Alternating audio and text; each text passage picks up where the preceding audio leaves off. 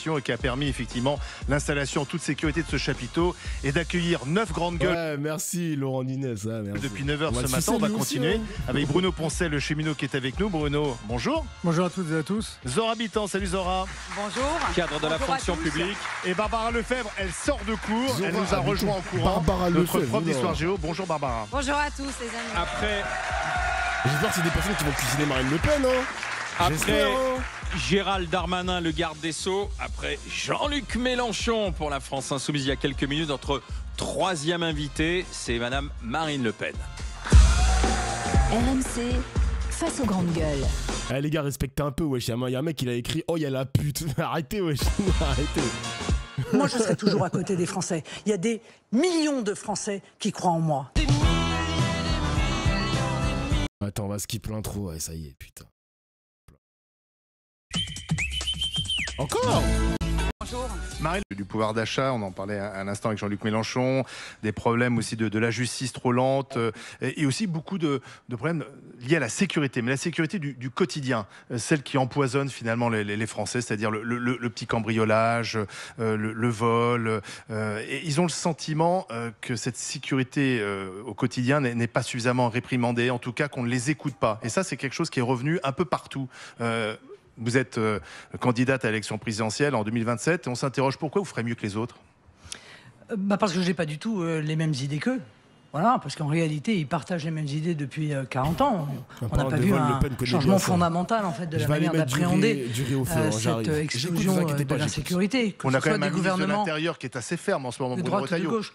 Non, mais il est ferme dans les paroles. On a déjà connu ça par le passé. Enfin, on a eu Nicolas Sarkozy, le Karcher, tout ça, on connaît par cœur. On peut se tromper une fois, mais à partir de 2 fois, je crois qu'il faut arrêter. Donc, en fait, il ne change rien et il faut pourtant changer les choses. Il faut déjà déterminer quelle est la raison en fait de cette insécurité. Parce que c'est pas un sentiment des gens. Enfin, c'est-à-dire, les gens ils disent ça devient l'enfer. On a peur dans la rue, les vols, les cambriolages. C'est pas un sentiment, c'est une réalité chiffrée. Je veux dire, il y a à l'évidence une explosion de l'insécurité dans les 20 dernières années dans notre pays. Et donc, il faut prendre des mesures, des mesures effectivement de fermeté. Mais pour prendre des mesures de fermeté, il faut que l'ensemble de la chaîne pénale réponde présent en réalité. Et j'ai envie de dire que dans l'ensemble de la chaîne pénale, il y a, j'inclus le civisme, c'est-à-dire l'école. Parce que c'est le début, en fait, c'est quand même là que les choses se passent. Elle n'est pas en prison, et puis les magistrats, la justice, le code pénal et évidemment les capacités carcérales, parce que c'est le bout. Donc, pour rétablir une sécurité dans notre pays, il ne faut pas avoir une vision uniquement sur un des sujets. Il faut vraiment avoir une vision globale. Il y a assez de policiers dans les rues? Oui, il y a assez de policiers. Mais est-ce qu'ils ont les ordres? Moi, je crois qu'il y a assez de policiers. Alors, vous voyez ce que nous en dit beaucoup de Français, c'est on les voit pas. C'est-à-dire qu'il y a la police d'intervention, c'est-à-dire qu'une fois quelque chose se produit.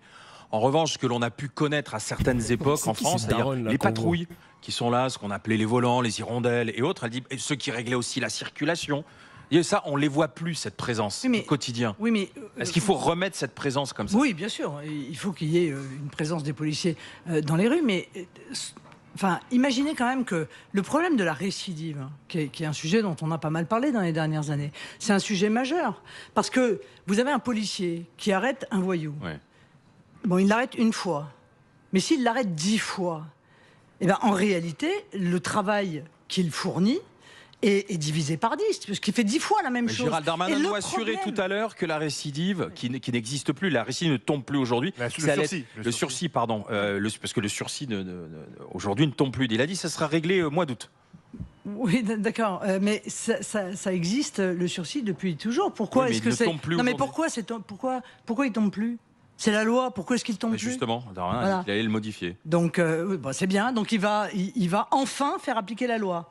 Super, au bout de 8 ans, c'est pas mal. Ouais, c'est une bonne. Darmanin, il va prendre un des bon balles, lui, objectif.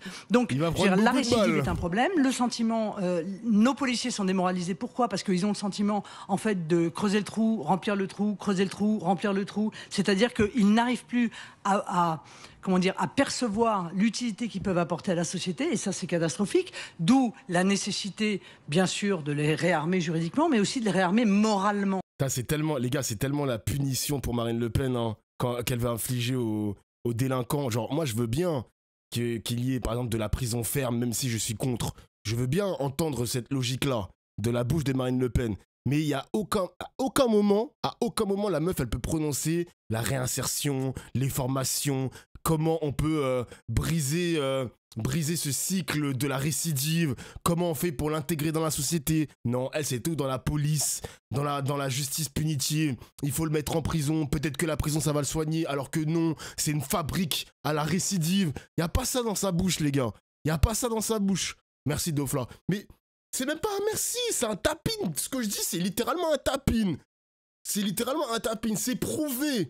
C'est prouvé par des multiples études que notre modèle carcéral est une fabrique à la récidive. On avait reçu une avocate de Révolution Permanente l'année dernière, lors des législatives, où elle avait littéralement dit ces termes. C'est une fabrique à la récidive. Genre, je comprends pas. Et puis comme on a de forts taux de récidive, peut-être que Marine Le Pen aussi va récidiver quand elle a volé de l'argent. Vous voyez ce que je veux dire? Voilà. On sait pas. Vraiment, je crois qu'ils sont assez nombreux pour faire le travail. D'ailleurs, ils nous le disent. À chaque fois qu'il y a des incidents majeurs comme ceux qu'on a vécu le soir du RPG, ils disent, mais on n'a pas les ordres. Nous n'avons pas les ordres. Les ordres de faire quoi? Mais les ordres d'arrêter, les ordres d'anticiper, les ordres d'empêcher les voyous que l'on connaît d'arriver sur le terrain. Oui, mais toujours au dernier moment, si je puis me permettre, en réaction, vous l'avez dit, en réaction. Donc il y a une problématique de stratégie qui est mise en œuvre, et puis avec une sorte de peur qui existe depuis 40 ans. Hein. Peur de quoi? Je sais pas, la peur d'un incident, la peur d'une bavure, la peur comment dire, la personne qu'ils ont arrêtée se plaigne. Mais ils ont raison d'avoir peur, parce qu'ils ont été mis en garde à vue des policiers dès qu'il y a le moindre incident. La première des choses, c'est on les met en garde à vue, on les met à l'arrêt, on leur demande de rester sur le côté. Donc ils se disent, en fait, on n'a pas confiance en nous. On est considéré quasiment comme coupable à l'avance. Donc vous voyez, tout ça, c'est aussi, il y a un aspect aussi psychologique de renforcement. Attends, il y a un mec qui a dit quoi? Je me suis fait contrôler à Châtelet. Rien à me reprocher. Au même moment, une femme en pleurs vient demander de l'aide au keuf. Ils ont dit non, attends, on doit finir là. Et ils m'ont fouillé, etc. Tout ça pour rien. Je suis reparti tranquille et la meuf en chiale, son agresseur, a eu large le temps de se tirer. Waouh! Il n'y a pas plus important. Pour lui, contrôler quelqu'un plutôt que d'aller appréhender un agresseur, c'était plus important. Ah mon gars, fallait te contrôler mon gars. L'agresseur, on s'en bat les couilles hein. Non, c'est trop une folie, c'est trop une folie. Je crois, morale de nos forces de l'ordre. Alors, les grandes gueules, Barbara Lefebvre. Mais Madame Le Pen, si la police a des ordres, et quand la police a des ordres, parce que quand même, globalement, elle a les ordres. Le problème, c'est qu'ensuite, lorsque les délinquants sont déférés devant la justice, là, la justice ne suit pas. On vient de voir aujourd'hui... Attends, c'est quoi cette parenthèse? Attends, je fais une micro-parenthèse. C'est quoi cette parenthèse? Adrien, ex-militant RN, rejoint LFI après avoir vu la photo de Rima Hassan en maillot de bain. C'est une blague. En plus, c'est une fake photo, wesh.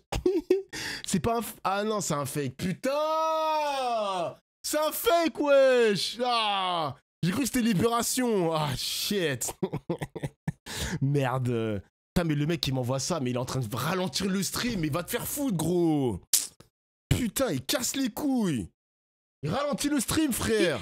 Que le Conseil constitutionnel a retoqué l'essentiel de la loi proposée par M. Attal, qui n'allait déjà pas bien loin, mais qui renforçait quelque peu l'arsenal pénal pour essayer notamment de lutter contre la récidive des mineurs. Et ce que le Conseil constitutionnel invoque, c'est la philosophie du bloc de constitutionnalité. Alors vous, justement, qui êtes avocate, est-ce que vous ne trouvez pas qu'il y a un dévoiement précisément de cet aspect d'une espèce de droit fumeux? Alors, il me semble que le droit, c'est des principes, c'est un certain nombre d'articles de loi, c'est pas la philosophie du bloc de constitutionnalité. Comment est-ce qu'on peut faire si demain vous arrivez aux affaires? Comment est-ce que vous allez réussir à vous débrouiller pour imposer un certain nombre de règles, ou en tout cas au moins rappeler celles qui existent déjà? Il faut simplement, Barbara, il faut expliquer que les 2 articles qui ont sauté, c'est la fin de l'excuse de minorité, la fin de l'excuse de minorité et le fait de pouvoir en comparution immédiate, voilà, la juger rapidement des mineurs récidivistes. Des mineurs et des mineurs récidivistes. Et ça, le Conseil constitutionnel a rejeté cette mesure. Et le rejette même pas sur des principes de loi, sur une philosophie du bloc de constitutionnalité. Est-ce que vous ne pensez pas que de la part de ces juges-là, notamment les juges de ces hautes cours de justice et de ces conseils, on a là une sorte de coup d'État permanent? Disons que, de manière très claire, moi j'ai toujours condamné le fait que le Conseil constitutionnel se considère comme un législateur ou se considère comme un constituant. Ça n'est pas son rôle. Or, il l'a fait à de multiples reprises dans les dernières années. Je veux dire, typiquement, il y a quelques mois, ils ont pris une décision pour l'accès à l'aide juridictionnelle pour tous, en toutes circonstances. Ils ne se posent d'ailleurs pas la question de savoir combien ça coûte. Voilà, ça n'est pas voté par l'Assemblée ni par le Sénat. Ils décident eux-mêmes. Mais si vous arrivez au pouvoir, vous faites quoi? Vous supprimez le Conseil constitutionnel? Non, je ne supprime pas le Conseil constitutionnel. Je crois qu'aucun des grands problèmes auxquels nous sommes confrontés ne pourra être réglé, mais on le voit tous les jours et tout le monde s'en plaint. Donc il y a un moment, il faut dire la réalité sans une réforme constitutionnelle. Voilà, ce que je souhaite, c'est que l'on fasse une réforme constitutionnelle. Et ce que je souhaite, c'est que la Constitution ne puisse être changée que par le peuple français. Ni par les députés, ni par les sénateurs. Seulement par référendum. Seulement par référendum. La Constitution, c'est notre loi commune. C'est la loi suprême. Il est absolument inadmissible que ce ne soit pas le peuple français qui puisse s'exprimer sur une réforme constitutionnelle. Pourquoi? Parce qu'en réalité, le Sénat n'est pas représentatif des forces politiques du pays. On le sait très bien. Les modes de scrutin font que même l'Assemblée n'est pas représentative. Elle l'est un peu plus, ça, aujourd'hui. Elle l'est un peu plus. Mais un peu plus, c'est pas suffisant pour voter la loi suprême. Donc, moi, je suis pour que les Français puissent voter par référendum sur des modifications constitutionnelles. Et dans ces modifications constitutionnelles, il va falloir s'attacher et aussi au problème des règles qui sont celles de l'immigration. Voilà, ça c'est important. Pourquoi? Parce que, en fait, en 1958, quand la Constitution est rédigée, il n'y a pas cette difficulté d'une immigration massive, anarchique, qu'on ne maîtrise pas en réalité, et dont nous sommes en quelque sorte spectateurs. Donc il faut intégrer dans la Constitution le droit des étrangers, et surtout il faut rappeler aux cours diverses et variées, et particulièrement aux cours internationales, que dans la pyramide des normes, la Constitution est supérieure aux normes internationales. Supérieure. Ça veut dire que si une norme internationale, une décision de la CEDH, une décision de la CJUE est contraire à la Constitution française, alors elle ne peut pas s'appliquer en droit interne. Donc c'est une manière pour le peuple français de reprendre le pouvoir exactement, et de ne pas se voir imposer des restrictions, des interdictions qui sont contraires à leur volonté. Bruno Poncet. Moi je suis étonné parce que quand vous êtes quelqu'un qui est majoritairement élu par des gens de province, des quartiers, enfin des régions même qui sont souvent abandonnées par les autres politiques, et donc je suis quand même surpris que sur l'immigration, vous en faites toujours votre cheval de bataille, c'est un truc historique chez vous, mais moi je sais pas, les gens en province, ils parlent qu'un truc, c'est l'économie. C'est comment vivre avec 1400 balles, comment finir le mois avec 1400 €, et de savoir que leur voisin il est noir ou arabe, ils s'en foutent un peu souvent. Mais par contre, il y a un autre sujet, c'est que en Allemagne, dernièrement, il y a eu des photos faites où dans beaucoup de services et dans beaucoup d'entreprises, si on retirait les gens issus de l'immigration, il n'y avait plus personne pour faire fonctionner les services. Et on a vu des photos d'hôpitaux, des photos d'usines, des photos même dans certaines institutions autres. Et moi, je ne comprends pas aujourd'hui que ce soit toujours votre cheval de bataille. Moi, je pense réellement que l'immigration, ça reste une chance pour la France depuis des années. Aujourd'hui, effectivement, on a un souci parce que on n'arrive plus à savoir que faire des gens qui arrivent chez nous, qui fuient souvent des pays, soit en guerre, soit avec des problèmes climatologiques. Et en fait, vous voyez même que votre alliée Mélanie, elle a commencé à dire qu'elle avait besoin, à cause de la démographie, elle avait besoin d'immigration. Donc, Madame Le Pen, j'ai l'impression que votre disque est un peu rayé et il faudrait peut-être à un moment donné vous reveniez plus sur l'économie, en fait. Je pense qu'en fait, c'est le vôtre qui est rayé. En réalité. Je suis un peu plus jeune que vous, quand même. Non, mais c'est votre disque qui est rayé, je vais vous dire pourquoi. Parce qu'en fait, vous mélangez tout. Dans l'intervention que vous avez faite de quelques secondes, vous avez tout mélangé. Vous avez mélangé le problème de l'immigration et le problème des gens issus de l'immigration. Moi, j'ai zéro problème avec le fait qu'il y ait des Français issus de l'immigration. Mais zéro problème. C'est étonnant. Non, mais je vous le dis tout net, j'ai zéro problème. Pour moi, un Français est un Français, quelle que soit sa religion, quelle que soit la couleur de sa peau, quelle que soit la date à laquelle il est devenu Français, j'ai zéro problème avec ça. D'accord ? Numéro 1. Numéro 2, vous indiquez que... Mais même, je vais vous dire, presque, j'ai zéro problème non plus avec les étrangers qui travaillent en France et qui respectent les lois de la France. J'ai zéro problème. Moi, je veux dire, je réponds au problème des Français. Le problème des Français, c'est qu'il y a des gens qui viennent dans notre pays, qui s'y tiennent affreusement mal, qui commettent des délits, qui commettent des crimes et qui participent en réalité à... Elle oublie une chose, Marine Le Pen. Hein. Franchement, peut-être elle peut le penser, mais dans son électorat, les mecs, le nombre de personnes qui sont anti-immigration, même les étrangers qui travaillent dur et qui se comportent bien, ça ne les intéresse pas, ton électorat. Moi, je dis pas qu'elle est...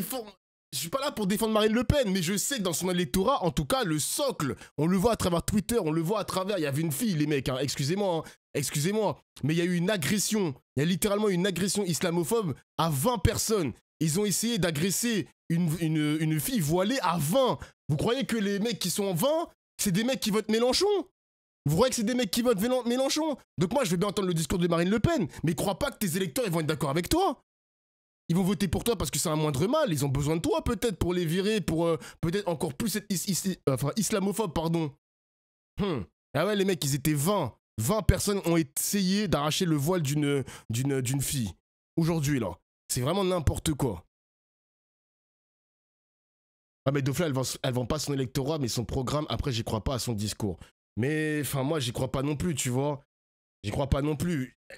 Dans son discours, il y a une logique parce qu'elle veut essayer quand même de ne pas froisser une partie des Français. Elle essaie d'être rassembleuse, avec ses méthodes qui lui est propre. Mais il faut savoir que son électorat n'est pas d'accord avec ça. Son électorat déteste tous les étrangers. Que ce soit des fouteurs de merde, que ce soit des mecs qui se sont bien intégrés, que ce soit des Noirs ou des Arabes, ils n'en veulent pas. Jure, ils n'en veulent pas, gros. Elle veut pas comprendre ça, wesh. Ou peut-être qu'elle le comprend, mais elle le masque, elle nous ment. Merci Dimou pour le sub. À une vie anxiogène. Bon, ceux-là, je dis, il faut les renvoyer chez eux. C'est simple. Voilà, à partir du moment où vous venez chez moi... C'est simple à dire, moins simple à faire. Non, mais attendez. À partir du moment où vous venez chez moi, d'abord, vous me demandez l'autorisation. Numéro 1. C'est-à-dire que, et si vous ne me demandez pas l'autorisation et que vous venez de manière clandestine, eh bien, n'attendez pas à être régularisé, parce que moi, on ne me met pas devant le fait accompli. Donc, vous ne serez plus régularisé, vous devrez donc retourner chez vous et me redemander si... Vous pouvez venir chez moi. Si je vous dis oui, vous venez. Si vous, et de temps en temps, si vous dites non, oui. Est-ce que vous dites oui de temps en temps ? Ça peut arriver. Mais si je vous, alors pourquoi vous direz oui ? Et si je vous, par exemple, pour des étudiants, par exemple, moi je suis pour que les pays africains francophones aient une priorité d'accès dans les universités françaises. Parce que je pense que la francophonie, ça crée un lien important, parce que je pense qu'on a des relations historiques, parce que je pense que la langue est un élément aussi de levier économique, et que je pense qu'ils peuvent apporter... Mais est-ce qu'on a besoin de travailleurs étrangers ? Ils peuvent vous mettez l'Algérie dans ces pays ? Attendez, laissez-moi terminer. Je pense qu'ils peuvent apporter à leur pays une prospérité, parce que l'idée, c'est aussi qu'ils repartent après. Attends, laissez-moi juste terminer sur ce que vous dites. Donc, à partir du moment où les gens travaillent, j'ai pas de difficulté. Mais vous comprenez que ceux qui viennent sans demander autorisation, il faut qu'ils repartent, et ceux qui viennent, y compris s'ils ont l'autorisation, mais qui violent nos lois, qui commettent des violences, mais dehors, quoi. Dehors, c'est clair. Des prisonniers. Non, mais d'abord, c'est pas 22%. C'est entre 25 et 28, ce qui fait... Bah oui, mais ça ferait de la place dans les prisons, hein, s'ils rentraient chez eux entre nous, hein. Bon, voilà. Donc, mais comment on les fait rentrer chez eux ? Mais on les fait rentrer chez eux en expliquant aux pays dont ils sont originaires que s'ils ne les reprennent pas, ce qui est le droit international, enfin je veux dire, je rappelle que ce que nous demandons n'est pas honteux. Lorsque quelqu'un est expulsé d'un pays, son pays d'origine doit le reprendre, celui dont il a la nationalité. C'est simple, c'est normal, c'est du bon sens, et je peux vous dire qu'il y a beaucoup de Français d'origine immigrés qui sont parfaitement d'accord avec ça. Bon, déjà numéro 1. Numéro 2, vous dites, pourquoi est-ce que vous parlez d'immigration alors que les gens, ce qui les intéresse, c'est l'économie? Parce qu'il y a une relation directe. Voilà, je suis obligé de vous le dire. Il y a une relation directe, évidemment, entre les 500 000 personnes que nous accueillons par an. 500 000 personnes par an. C'est énorme. Légalement, hein. Je ne parle pas des clandestins, je parle légalement. Mais monsieur, il n'y a que les gens de gauche qui n'ont aucune conscience de la réalité. Mais si elle n'a pas de problème avec les étrangers réguliers qui sont au chiffre de 500 000, pourquoi elle nous dit c'est énorme, le chiffre est énorme? Et 5 minutes avant, elle nous dit il n'y a pas de problème. Qui peuvent penser qu'il y a 500 000 personnes par an qui peuvent entrer tout en ne construisant pas assez de logements, en n'ouvrant pas plus de lits d'hôpitaux et en ne créant pas de croissance qui crée de l'emploi. Donc en réalité, vous voyez bien que vous mettez la France en fait dans un cul-de-sac. On ne peut pas accueillir 500 000 personnes par an alors qu'on n'a pas les moyens de les loger, de les soigner, d'éduquer leurs enfants. Allez dans les hôpitaux de province, la plupart des gens qui sont on appelle ça avant les garçons de salle ou les femmes de salle, ce ne sont que des gens issus de l'immigration. Et ça te semble normal de vider l'Afrique de tous ces médecins? Ça te semble normal qu'ils viennent travailler en France? Alors le problème, c'est d'arrêter de piller l'Afrique. C'est normal qu'il y ait plus de médecins tunisiens l'héritier de la colonie française. Ah bah, excuse-moi, c'est une forme de colonialisme. Ah bah oui, bien sûr. Oui, mais ça veut dire quand même que on a besoin d'eux pour faire fonctionner nos hôpitaux, pour faire fonctionner le transport en commun. Donc tous ces travailleurs étrangers. Est-ce qu'on a le droit de rappeler quand même que si nous n'avons pas assez de médecins aujourd'hui et si nous avons des jeunes étudiants médecins qui partent pour aller faire leurs études à l'étranger, c'est parce qu'il y a quand même des dirigeants politiques qui ont commis des erreurs majeures, et notamment en mettant en place le numerus clausus et le numerus apertus. Donc on a des étudiants en médecine, mais ils ne peuvent pas étudier, parce qu'on leur dit non, il faut surtout pas que vous deveniez médecin. Donc qu'est-ce qu'on fait? On va aller chercher des médecins à l'étranger. Je peux vous dire que moi j'ai discuté avec l'ancien président du Sénégal, mais il est fou de rage. Il dit mais enfin écoutez, vous venez chercher chez nous, on a fait un effort massif d'investissement dans notre système de santé pour avoir des médecins, des infirmières, et vous venez les chercher chez nous. Et il est évident que même en les payant à un prix dérisoire en France, ils seront toujours mieux payés qu'ils ne le sont au Sénégal. Donc vous nous privez de la possibilité de nous développer, d'apporter la santé, le bien-être à notre propre population. Mais enfin ça c'est inadmissible. Marine Le Pen reste avec nous. Par contre, bon, le mec il est basé, merci à toi, mais j'ai l'impression que là c'est un défilé pour elle. Hein. Vraiment c'est un meeting. Il y a eu beaucoup trop de contradictions quand c'était Mélenchon, mais là, Marine Le Pen, elle est en train de dérouler son propos, gros. Mission spéciale des GG des Grandes Gueules, place du Palais Bourbon. Question de Zora Habitant dans un instant. À tout de suite avec les GG. RMC, 9h, midi après leur étude de flamme. Ah, ok. Les Grandes Gueules. Attends, je vais avancer un peu. Des Grandes Gueules qui clôt notre année de balade en France à l'occasion des 20 ans des GG. Trois invités aujourd'hui, Gérald Darmanin, le garde des Sceaux. On a eu Jean-Luc Mélenchon de la France Insoumise, c'est Marine Le Pen qui termine l'émission. Question de Zora Habitant. Alors bonjour Madame Le Pen. Bonjour. Alors moi je voudrais vous poser une question. Alors moi je viens de la gauche et je fais partie des gens de gauche qui sont en errance. Parce que pour moi la gauche pour l'instant elle n'existe pas dans le paysage tel que je l'imagine. Une gauche universaliste, laïque et républicaine. Donc on attend.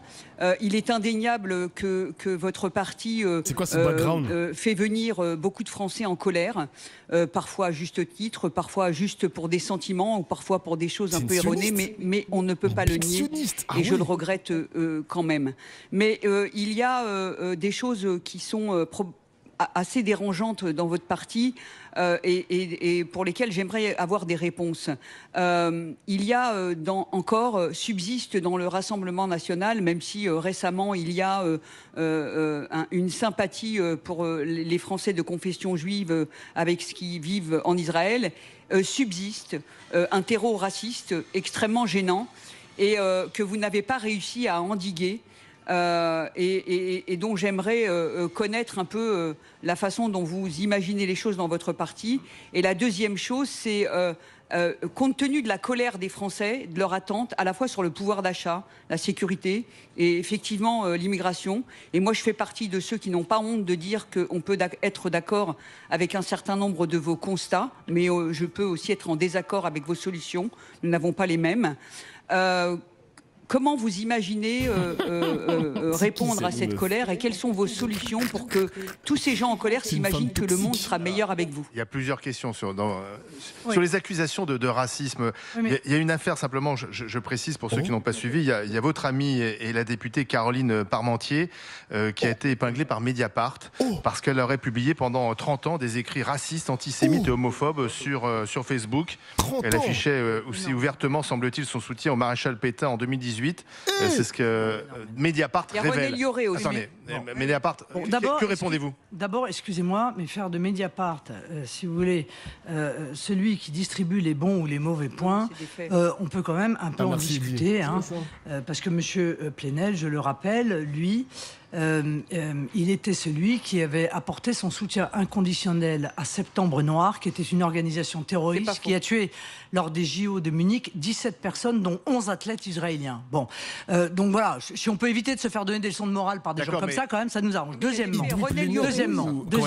d'abord, je vais répondre à votre question et je répondrai ensuite à la vôtre. Moi, ce qui me pose un problème, c'est que ça fait 30 ans qu'on explique aux Français que lorsque on n'est pas d'accord avec l'immigration dérégulée et anarchique, on est raciste. Non, et je vais vous dire, et ça continue parce que je vois sur le service public, désolé de le dire, hein, sur le service public depuis déjà encore 4 jours, là, on vous explique dans les papiers, à la télévision, que si vous êtes contre l'immigration dérégulée, c'est que vous êtes raciste. Donc ça, je ne l'admets pas. Voilà.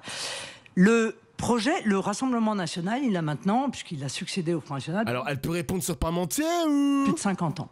Jamais dans son programme, vous m'entendez? Jamais. Vous ne trouverez un mot qui fasse une différence entre les gens en fonction de la couleur de leur peau ou de leur religion. Jamais. Voilà, c'est très clair. Donc ça, ce sont les statuts de mon mouvement et c'est le projet de mon mouvement. J'ai d'ailleurs été amené à prendre des décisions d'exclusion de mon mouvement à l'égard d'un certain nombre de personnes dont je pensais qu'ils violaient dans leur pensée les statuts de mon mouvement. En l'occurrence, Caroline Parmentier, elle était journaliste à présent. Elle n'était pas sur Facebook, elle était journaliste à présent. Pendant, je sais pas, 25 ans. Pendant 25 ans, elle a écrit des papiers et elle a développé la ligne éditoriale de son journal, Présent.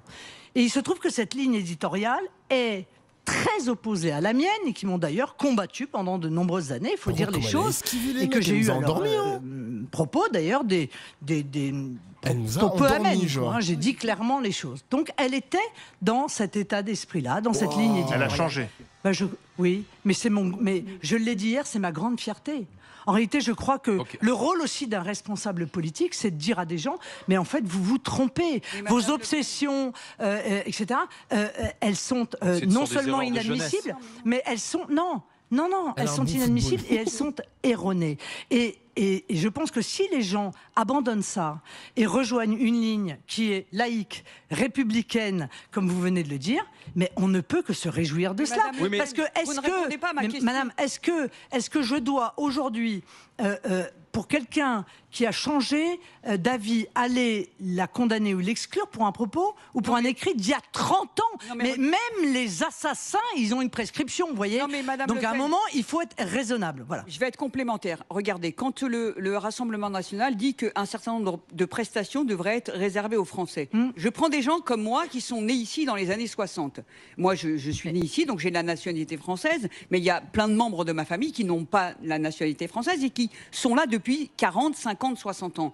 C'est quand même, c'est pas normal. Ce sont des gens qui sont issus de l'immigration, qui font partie de ce pays. Ça, c'est la première chose. Alors ensuite, sur l'immigration, on est d'accord, moi je suis d'accord avec vous, que sur l'immigration dérégulée, j'allais dire qu'on soit issu d'immigration ou pas, on ne peut que être d'accord sur le fait que, en régulant, en ayant un pacte d'intégration où les gens vivent avec nos codes sociaux et nos valeurs, ça va profiter à tout le monde, y compris à ceux qui sont issus sur d'immigration. Sur l'exemple de ta famille, alors. Vivre avec nos codes sociaux, oh là là là là. Le mec qui arrive en France, qui va devoir manger du saucisson pour s'intégrer ou porter un béret, oh super quoi, vraiment merci. Hein. Pourquoi priver de prestations sociales sa famille qui est là depuis 40 ans ou 50 ans? Il ne faut pas à un moment tout mélanger. Mais je ne vois pas le rapport avec le racisme. Le fait de dire... je considère qu'en France, les Français, c'est-à-dire ceux qui ont la nationalité française, doivent avoir des avantages par rapport à ceux qui n'ont pas la nationalité française. Je ne vois pas en quoi c'est raciste. Même si ces gens-là ont cotisé. Non, madame, on peut être pour, on peut être contre. Non. Même si ces gens-là ont travaillé et cotisé. Eh bien, justement, c'est là où vous vous trompez. C'est que la réalité, qu'est-ce que nous avons dit?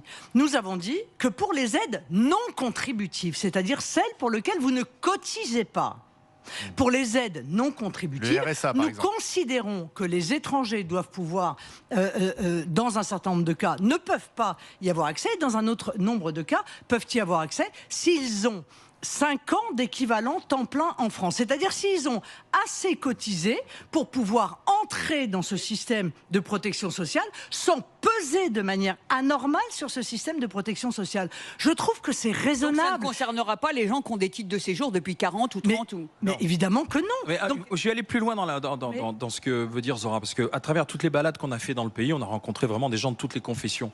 Puis il y a quelque chose qui revenait assez régulièrement, c'est-à-dire, de toute façon, le Rassemblement national et même une partie de la droite aujourd'hui, ils sont anti-islam. Ils veulent plus de musulmans en France. Est-ce que vous êtes un parti anti-islam? mais monsieur, j'ai déjà répondu à ça à de multiples... Alors elle est peut-être pas anti-islam, mais ses sympathisants RN, ceux qui votent pour elle, bon, voilà quoi. Le reprise, y compris dans une campagne présidentielle. Est-ce que la France veut se débarrasser des musulmans? Est-ce que le Rassemblement national ne veut plus des musulmans en France? Mais en aucun cas. Enfin, est-ce que vous savez que j'ai fait 60% à Mayotte?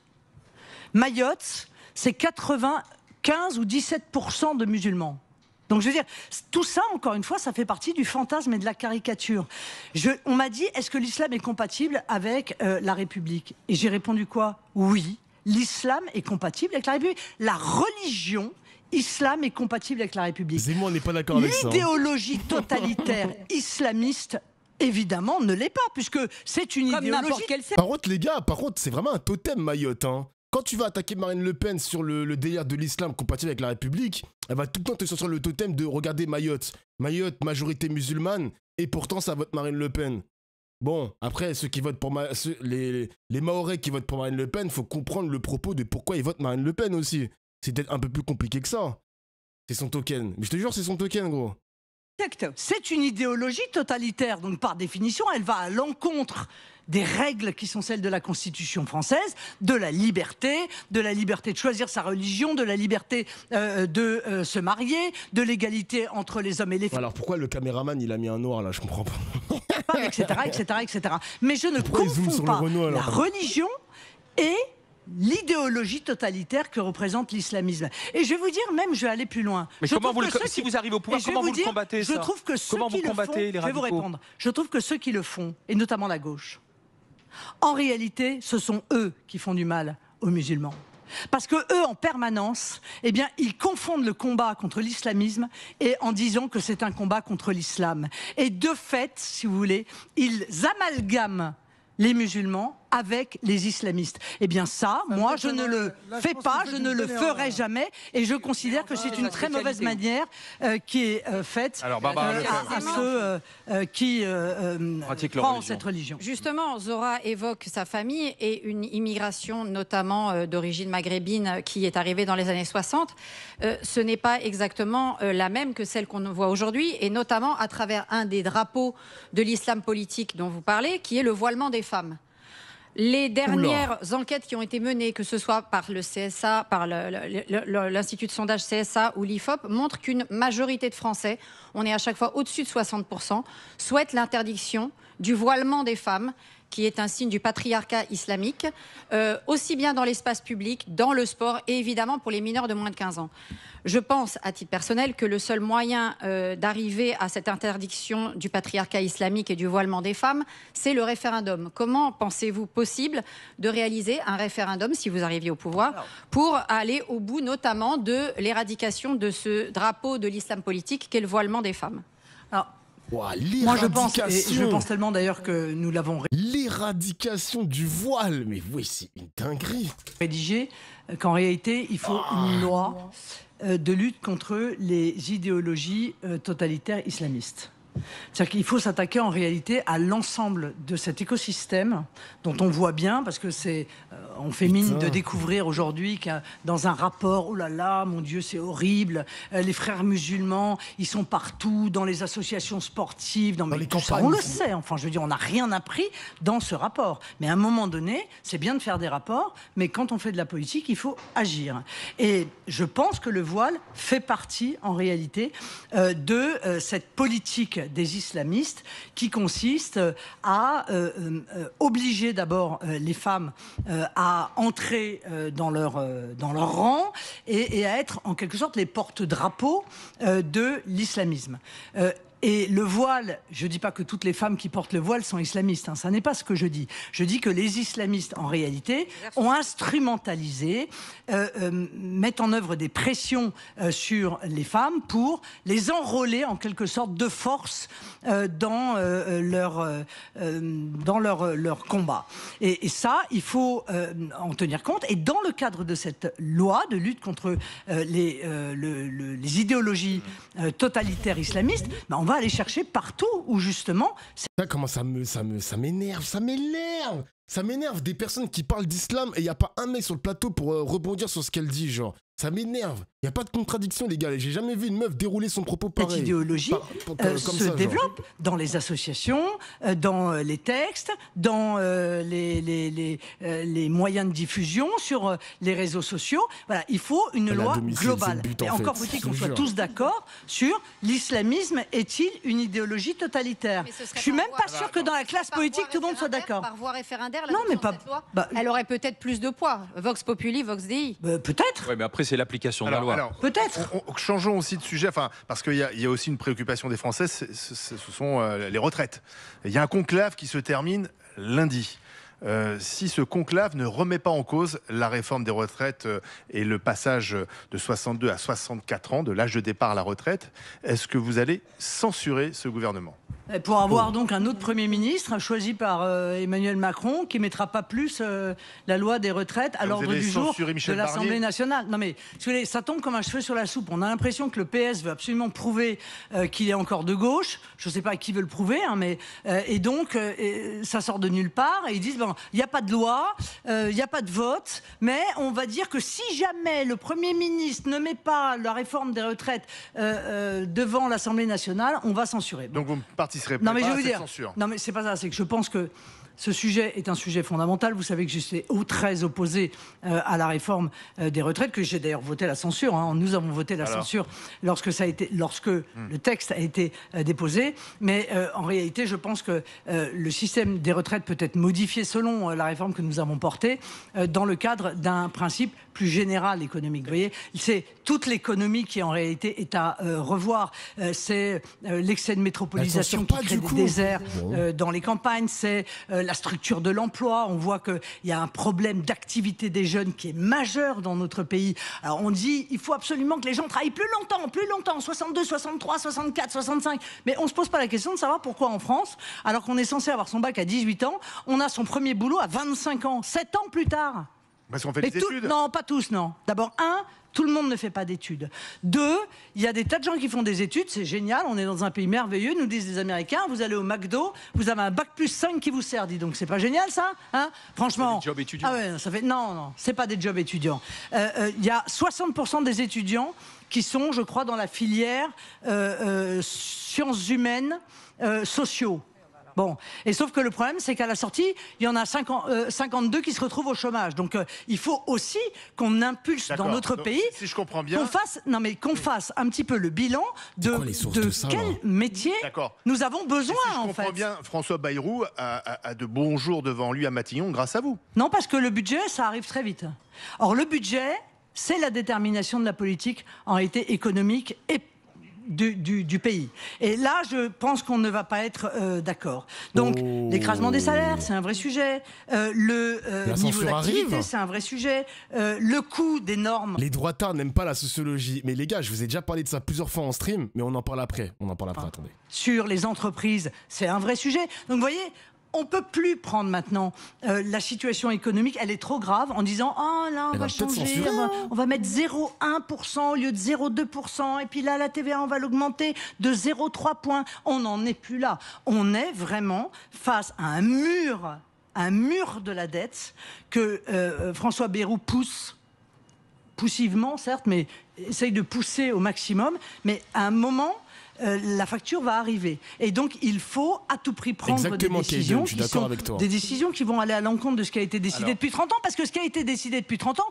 nous a mis dans la situation dans laquelle nous sommes aujourd'hui. Marine Le Pen, on va terminer avec le trombinoscope. 3 noms de personnalités du moment. On va voir votre réaction. Ensuite, la question de Jean-Luc Mélenchon. Premier nom de personnalité, Rima Hassan. Oh putain. L'idole du Hamas. Louis Sarkozy. Ah bah l'idole de Neuilly. Et le président du PSG, Nasser El Khelaifi. Ah bah l'idole des casseurs. Merci Marine Le Pen. Dernier instant. Attention, la question de Jean-Luc Mélenchon. Ah, Madame Le Pen et moi, nous nous connaissons bien. Voilà, maintenant 40 ans qu'on s'affronte. Donc, elle a été candidate 3 fois à l'élection présidentielle. Moi aussi. Donc, on a eu le temps d'échanger beaucoup d'arguments de fond. Donc, je me contente à l'aspect humain. Je lui dis comment ça va. Comment ça va? Eh ben ça va, Jean-Luc. Mais je vois que lui aussi va bien et je m'en réjouis. Vous serez tous les deux au deuxième tour d'élection présidentielle face à face. Ah, ça fait partie des possibilités. Ça fait partie des possibilités et ce serait cohérent. Et entre nous, ce serait cohérent parce que pour le coup, s'il y a bien 2 projets qui sont fondamentalement contradictoires sur les éléments essentiels des choix que les Français ont à faire, ce sont ces 2 projets-là.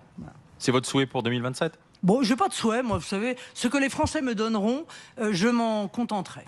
Merci Marine Le Pen. Suite et fin des GG dans un... Aïe, aïe, aïe. En vrai, c'était pas...